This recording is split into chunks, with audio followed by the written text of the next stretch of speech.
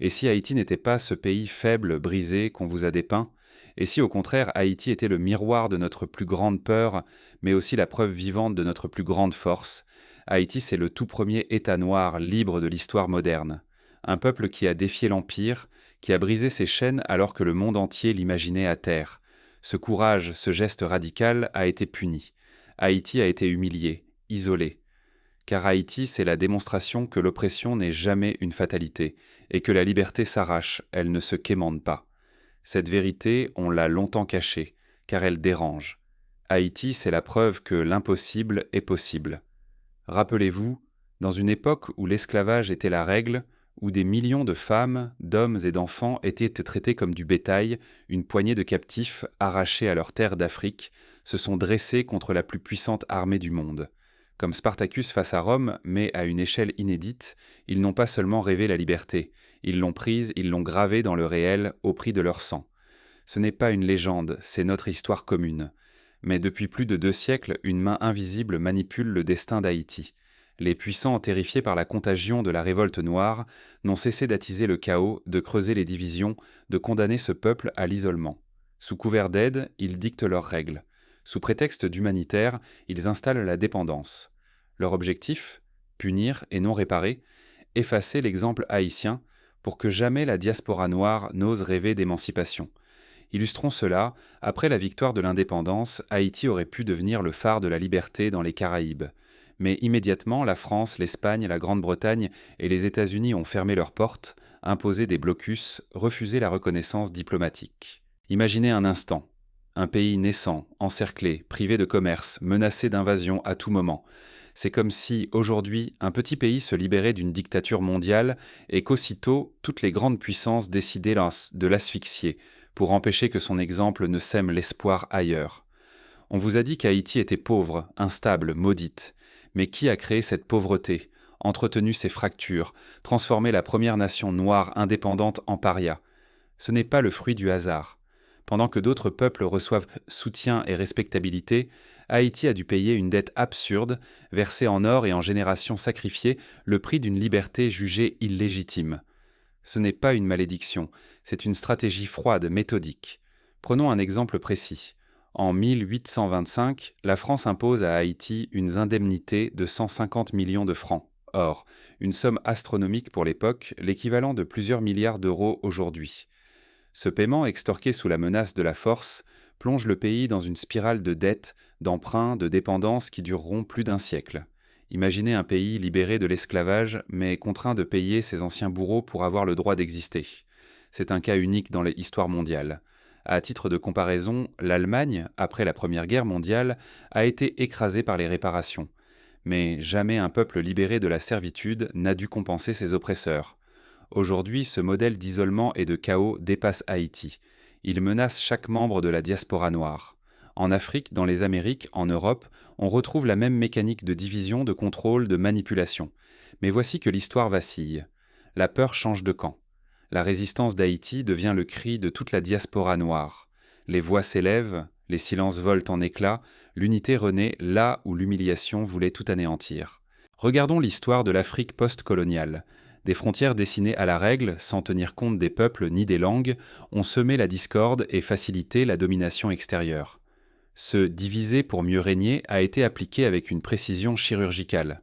Au Nigeria, au Rwanda, en République démocratique du Congo, les rivalités ethniques instrumentalisées ont mené à des drames dévastateurs. En Haïti, ce sont les classes sociales, la couleur de peau, la proximité avec l'ancienne métropole qui ont servi d'armes pour déchirer le tissu national. Si cette vérité reste cachée, c'est notre dignité, notre influence, notre unité qui sont en danger. Mais si elle explose au grand jour, tout redevient possible, pour Haïti, pour l'Afrique, pour le monde noir. Nous pouvons redevenir maîtres de notre histoire, refuser que d'autres écrivent notre destin à notre place. Pour comprendre ce basculement, il faut retourner à la source de la blessure, disséquer la mécanique du contrôle. Car derrière chaque humiliation, chaque crise, se cache une logique qu'il est temps d'exposer. Pour saisir l'ampleur de la manipulation, il faut revenir aux origines du mal. Dévoilons ensemble le mécanisme qui a enfermé Haïti et toute la diaspora dans ce piège. Tout commence par un acte de rébellion que l'Empire juge impardonnable. Haïti, minuscule territoire souvent effacé des cartes du pouvoir, s'est dressé là où personne ne l'attendait. Des hommes et des femmes, arrachés d'Afrique, ont brisé leurs chaînes sans aide extérieure et renversé le plus vaste empire colonial de leur époque. Ce n'était pas seulement une victoire, c'était une gifle insupportable pour chaque puissance esclavagiste de la planète. La naissance d'Haïti a fait basculer la peur. C'est désormais l'oppresseur qui tremble. L'indépendance d'Haïti, conquise dans le sang et la terreur, n'a pas été saluée. Elle fut considérée comme un crime, une menace à éradiquer. Aussitôt, les empires se sont ligués, décidés à faire de ce peuple rebelle un exemple terrifiant pour dissuader toute imitation noire. Souvenons-nous, dans la nuit du 22 au 23 août 1791, l'insurrection de Bois-Caïman lance le processus révolutionnaire. Des leaders comme Toussaint Louverture, Jean-Jacques Dessalines et Henri Christophe deviennent des légendes vivantes.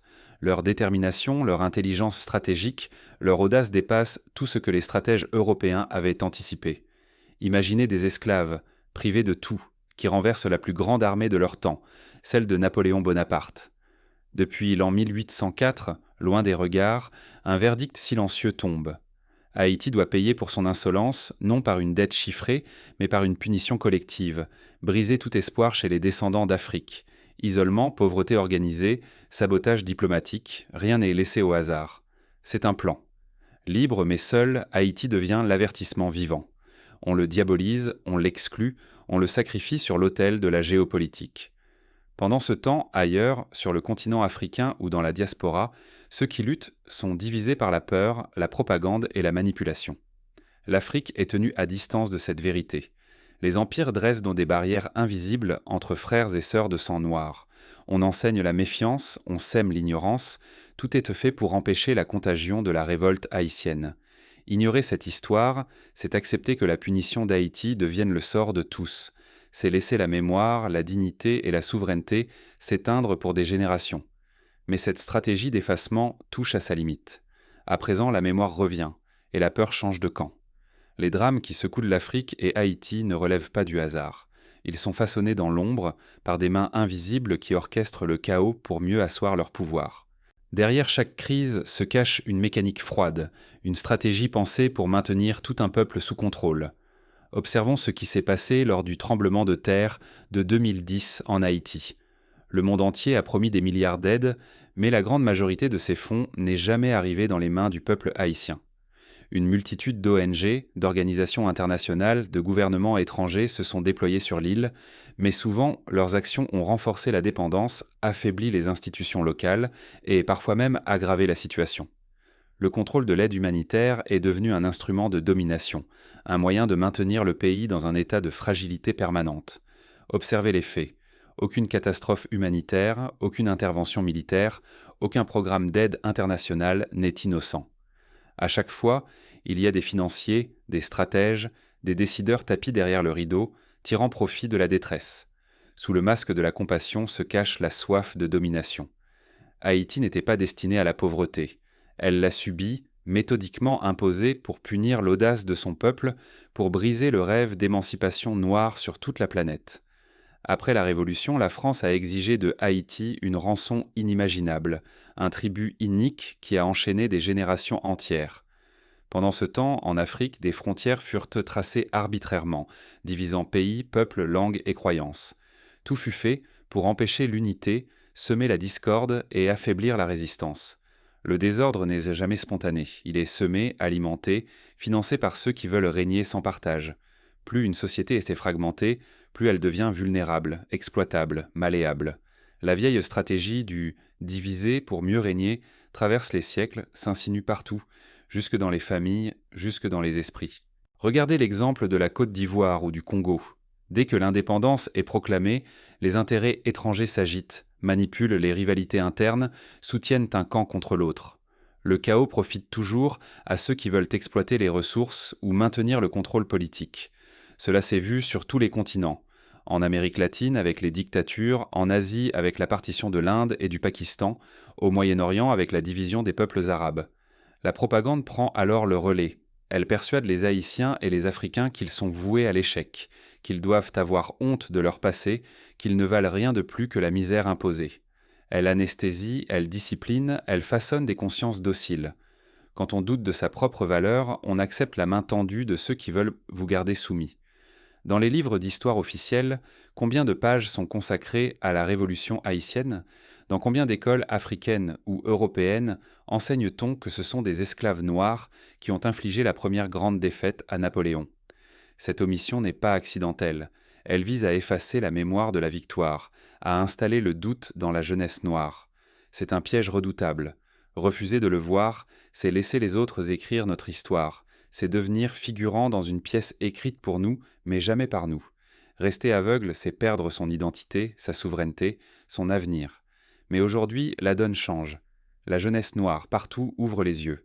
Elle questionne, elle refuse les récits imposés, elle brise les chaînes invisibles. Les murs de la division se fissurent, la mémoire s'éveille, la fierté reprend vie. La renaissance s'amorce, mais la route reste semée de pièges. Jusqu'où ira cette jeunesse pour se réapproprier son histoire et bâtir un avenir différent? Quand la jeunesse noire brise la laisse, l'Empire vacille. Ce n'est plus une rumeur, mais une onde de choc. De Dakar à New York, de Port-au-Prince à Paris, une génération armée de mémoire et de technologie pulvérise les récits officiels en quelques secondes. Il suffit désormais de 10 secondes pour que la vérité circule, démonte les mensonges, rallie les consciences. Les réseaux sociaux, les plateformes de vidéos permettent de partager en temps réel des témoignages, des analyses, des récits alternatifs. Des campagnes comme Black Lives Matter ou End SARS au Nigeria prouvent que la solidarité numérique peut renverser l'ordre établi, imposer de nouveaux débats, forcer les médias traditionnels à traiter des sujets qu'ils ignoraient en un. Ce mouvement n'est pas limité à une seule région. Il s'étend à toute la diaspora, reliant les luttes haïtiennes, africaines, américaines, caribéennes. La peur ne fonctionne plus. Cette jeunesse n'a plus peur de dire non, ni du silence imposé. La dignité devient une arme, l'unité un bouclier, la diaspora se relie comme jamais auparavant. Les anciennes puissances, qui misaient sur la division et l'oubli, découvrent que le terrain leur échappe. Leur contrôle narratif et politique s'effondre. L'arme du récit unique, forgé pendant des siècles, est brisée par la rapidité des réseaux et la force du souvenir partagé. Haïti n'est plus une victime isolée, sans défense. Elle devient un symbole mondial de résistance. Son histoire s'infiltre dans toutes les luttes pour la liberté, rallumant l'espoir chez ceux qu'on pensait condamnés au silence. L'union de la diaspora n'est plus un rêve, elle devient une force concrète. Informer, soutenir, agir ensemble. La solidarité remplace la division. Chacun comprend que ce qui a été expérimenté sur Haïti menace tous les peuples noirs et que la riposte peut venir de partout. Prenons l'exemple des mobilisations pour la restitution du patrimoine africain. Des voix s'élèvent en France, au Royaume-Uni, aux États-Unis, en Allemagne, pour réclamer le retour des œuvres volées pendant la colonisation. Ce combat symbolique est aussi un combat pour la mémoire, l'identité, la dignité. Il s'inscrit dans la même logique que celle qui anime la jeunesse haïtienne ou nigériane. Refuser la dépossession, réclamer justice et réparation. Ignorer ce réveil, c'est accepter que l'histoire se répète. Nouveau collier, nouveau maître, même piège. Mais l'embrasser, c'est bâtir une souveraineté durable, portée par l'expérience partagée et la mémoire retrouvée. La peur a changé de camp. Ce ne sont plus les jeunes qui doutent, ce sont les puissants qui tremblent, face à la montée d'une conscience globale qui refuse l'effacement, exige le respect et impose une dignité irrévocable. Mais si la peur n'est plus une arme, qu'est-ce qui forge cette nouvelle souveraineté? Il faut revenir à la source de la mémoire, là où tout commence. Ce n'est plus l'heure des slogans. Les mots nous ont éveillés. Maintenant, il s'agit de bâtir, d'unir, de reprendre ce qui nous revient. Agir, c'est refuser que d'autres écrivent notre histoire à notre place. Comment agir concrètement? D'abord, réécrivons l'histoire hors des récits coloniaux, à l'école, à la maison, dans chaque échange. Refusons que la mémoire du peuple noir soit confinée à la douleur ou à l'échec. Nos ancêtres sont les fondateurs de la première République noire, les résistants d'Afrique, les voix fières des Caraïbes. Transmettons, racontons, réclamons cette vérité brûlante. Plusieurs associations travaillent déjà à réhabiliter la mémoire. En Haïti, le mémorial Toussaint. L'ouverture accueille des élèves pour leur montrer que leur histoire ne commence pas avec la misère, mais avec la fierté.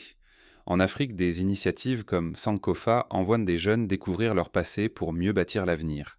Bâtissons nos propres médias, nos plateformes, nos leaders, nos analyses. Ne prêtons plus l'oreille à ceux qui n'ont jamais soutenu notre émancipation. Il est temps de porter haut les voix issues de la diaspora noire, d'offrir à nos enfants des modèles qui leur ressemblent, de partager des récits ancrés dans notre force collective. Des exemples existent. Le média The Root aux États-Unis, AfroStream pour la diffusion de films africains ou Trace TV qui promeut la culture urbaine du Sud.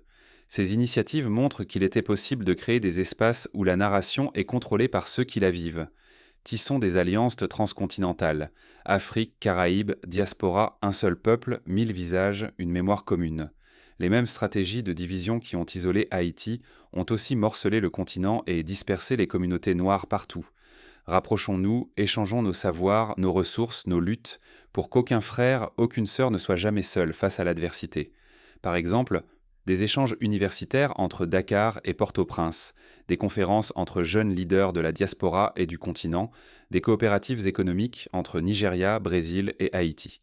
Ces ponts, même modestes, permettent de déconstruire les barrières héritées de la colonisation. Rejetons la division. Cultivons mémoire et fierté comme boucliers. Là où l'on nous a appris à douter, à renier nos origines, brandissons nos héritages, nos langues, nos traditions. La mémoire n'est pas un poids, c'est une boussole. La fierté n'est pas une arrogance, c'est notre rempart. Face à la peur, opposons la persévérance, la clarté, la création collective. Les puissants espèrent que nous céderons à la fatigue. Mais notre endurance est une arme, notre lucidité une lumière, notre union la clé de la victoire. Rebâtissons des institutions à notre image, des alliances protectrices, des réseaux économiques, politiques, culturels dignes de nos rêves. Regardez la création de la zone de libre-échange continentale africaine, ZLECAf. C'est une tentative moderne de briser les frontières héritées du colonialisme, d'unir les économies et de créer une force collective. Imaginez si la diaspora s'en empare, si les entreprises haïtiennes, brésiliennes, américaines, africaines collaborent sur des projets communs. Ce n'est plus un rêve, c'est un chantier ouvert. Agir, c'est garantir sa liberté et celle des générations à venir. Rester passif, c'est laisser d'autres dicter notre destinée.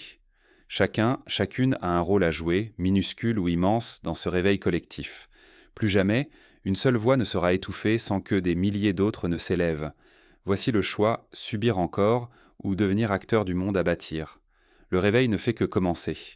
Bientôt, la parole se transforme en acte et la résistance devient renaissance. L'histoire ne s'écrira plus sans nous. Êtes-vous prêts à en écrire la suite ? Nous voici au point de bascule.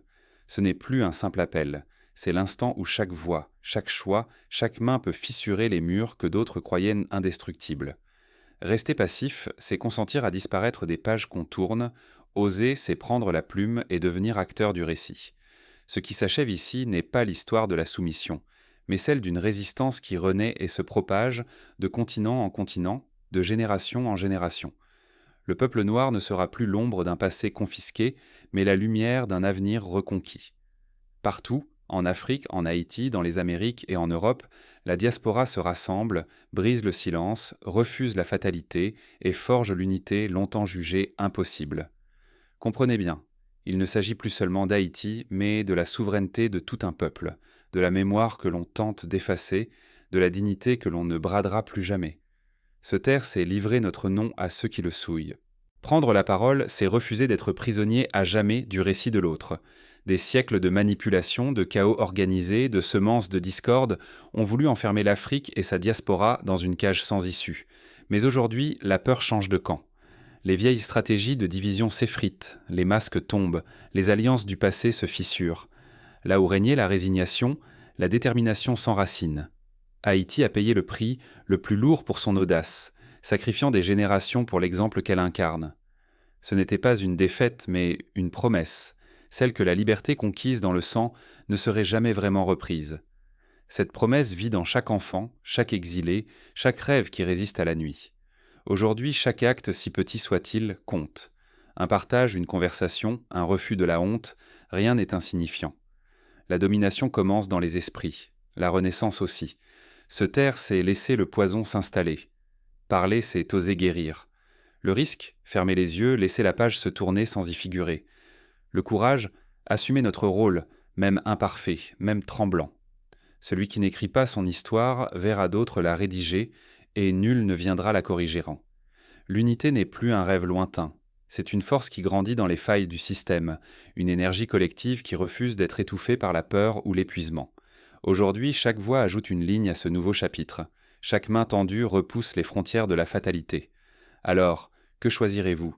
Attendre que l'histoire se répète ou devenir l'auteur de ce qui vient. Ce moment nous appartient. Ensemble, réclamons notre droit à la mémoire, à l'espoir, à la victoire. Les puissants ont oublié l'essentiel.